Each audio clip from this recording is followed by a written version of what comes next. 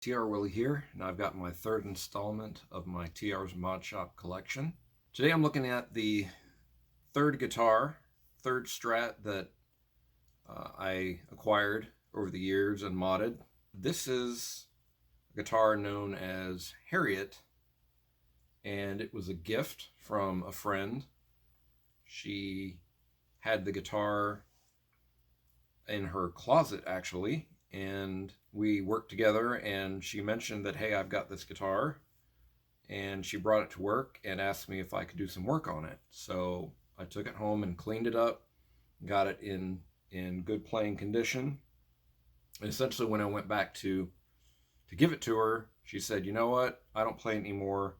I want you to keep it because I know you'll get some use out of it. So huge thanks to Marion, my friend, for just an amazing gift in this guitar. It is actually a mid-80s Japanese Squier. Now, you're probably looking at the headstock and saying, well, why does it say Fender? Well, I refinished the headstock, and it was kind of an art project that I tried out. It turned out okay. I'm happy with it.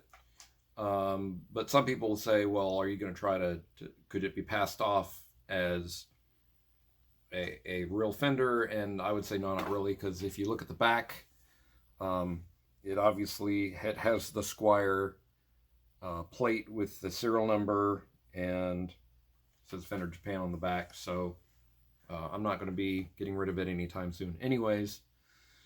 But it has the sort of the 70s aesthetic. It has the bullet style truss rod. I did remove the second string tree. And the influence that I'm sort of capturing with this one is very much an Yngwie Malmsteen, Jimi Hendrix kind of feel. I've even got the Yngwie style white strap. It was originally a brighter, paler shade of white, and you can see there's spots where you can still see some of the original white that it was. But I really like that kind of creamy, buttery yellow look that a lot of Yngwie Strats had. And so I bought a can of, I believe it was Re-Ranch clear vintage antique stain, or it was a spray can. And I basically just took it outside and sprayed it down, and it turned out really just the perfect color that I was looking for. It's not completely even. Again, I really didn't know what I was doing. The back of the guitar is really kind of messy looking. Got my Yngwie style Ferrari stickers back there. But again, the back didn't turn out so great. When I laid it over, it got on the grass, and it got all these weird grass marks on it. But again, nobody really sees the back. The front turned out much better.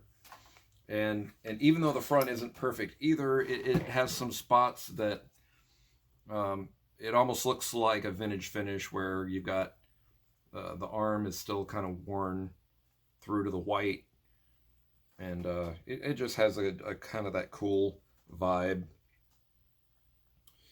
The original bridge on this guitar was very dull sounding. It was a die-cast tremolo that just it really had kind of a dead sound to it, and I was never really happy with it. Also, the strings were really close to the edge of the fretboard, and so what would end up happening when I was playing, a lot of times the high E would drop off the edge of the fretboard, and it was really problematic. A few years later, I installed an American Vintage reissue tremolo on here. It greatly improved the tone. Because it said the die cast was like pop metal, and it just had a very dead sound. The American Vintage bridge definitely brightened that up, made it sound a lot better, but it was still had the problem of being very close to the edge of the fretboard. I finally broke down, and I got a Callaham, what they call the Vintage Narrow, and what it is it has the screw mounting spacing of a vintage Strat, but it has the saddle spacing of a more modern guitar. So it's got a narrower saddle spacing. So what it allows to do is allows the E string to be closer in, and so it's not right on the edge of the fretboard where it's going to drop off. And that really improved the playability of this guitar. Also, a couple of years ago, I had the guitar refretted with jumbo frets. I had a friend who was doing fret work. This guitar had, the original frets were very tiny little vintage frets. It could be very difficult to play. And he mentioned that he was doing fret work now, and so I sent him the neck, and he ended up putting the jumbo frets on it and made it much more playable.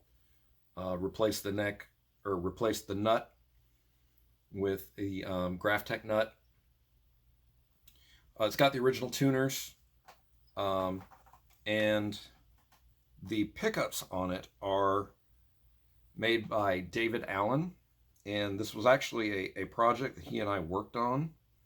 I'm not sure if he's still in business. I believe his website is still up, but I've heard kind of rumors on the internet. I had reached out to him because I was looking for sort of a set that was similar to his late 60s, early 70s Jimi Hendrix style, but I wanted a hotter bridge. So he and I traded emails, and he came up with a set that had a hotter bridge pickup. It's about a little over 7K for the ohm measurements. And so it's a little warmer sounding, a little thicker than the original. But the neck and middle are off of his late 60s set. So it really is a nice balance. You know, you can get a nice, full, powerful bridge sound, but go to the neck and middle and still get very nice, bright tones. Spring setup I mentioned on my second one that I have a good amount of float on a lot of my strats. This one's no different. And I actually set mine up, a lot of my guitars I set up with 3 springs on the bass side and 1 spring on the treble. You could probably set them up 2 and 2, but I just set them up this way. And I still set it up with a very high float, over 1/8 of an inch. And again, I find it stabilizes. The 4 springs I find to feel quite a bit more stable than 3, although I do have some guitars with 3 springs. But I find it to be much more, it's still loose enough that you can get a nice vibrato, but not so much that every time you bend a string that, you know, it's just pivoting on you and going flat.